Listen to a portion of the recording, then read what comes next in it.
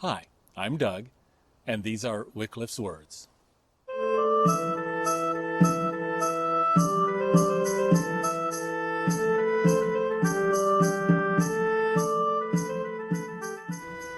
Oscar the Grouch?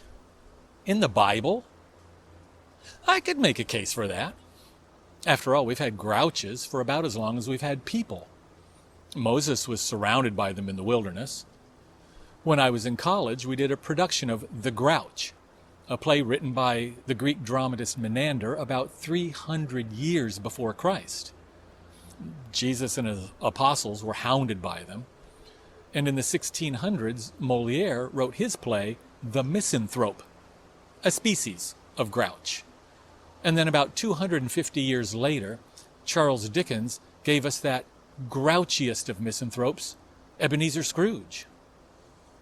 You can't get away from him. The type is ubiquitous. But what is a grouch? What do grouches do, whether they be ancient Greeks or modern Muppets? They carp, they criticize, they complain, they grumble, they grouse, they grutch. You heard me. They grutch. We get our word grouch from the Middle English grutch, which simply means to carp, criticize, complain, etc. And it's really quite common in Wycliffe's New Testament. Because, Jesus had more than his fair share of critics. He lived according to the spirit of the law and not according to the letter of human tradition, which put him at odds with the religious leaders of the day. So they complained. A lot. Luke gives us a good example of that in the 5th chapter of his gospel. Jesus was having dinner with his new friend Levi. You remember Levi from last week. That's the same tax collector who sued Jesus.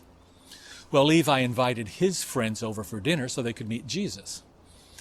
Most of his friends were other tax collectors and people of dubious character.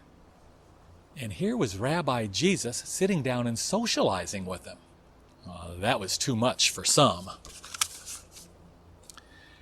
And Pharisees and the scribes of them grutchedin.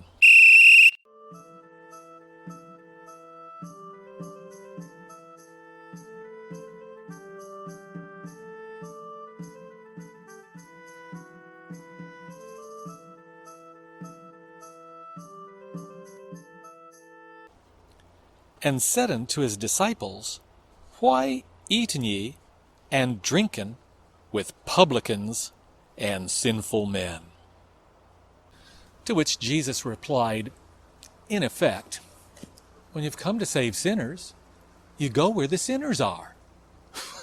Which makes me want to jump up and say, in your face! Because it's easy and frankly satisfying to call out the Pharisees for their negativity. But Paul warns us not to fall into the same trap.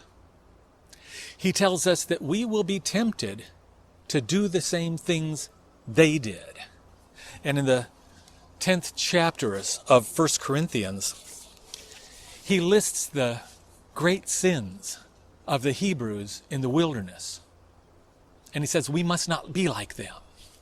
We must not be idolaters, as some of them. We must not do fornication, as some of them. We must not tempt Christ, or test the Lord, as some of them. And we must not grutch, as some of them grutchedin, and they perished. Did you catch that? He listed grouching right up there with fornication and idolatry. Oh my. Well, if it's that serious, we should do something about it. But what can we do? I would say that a good first step is to grow in the Spirit. After all, if we're Christians, we have the Spirit of God dwelling within us. And we know that the fruit of the Spirit is joy.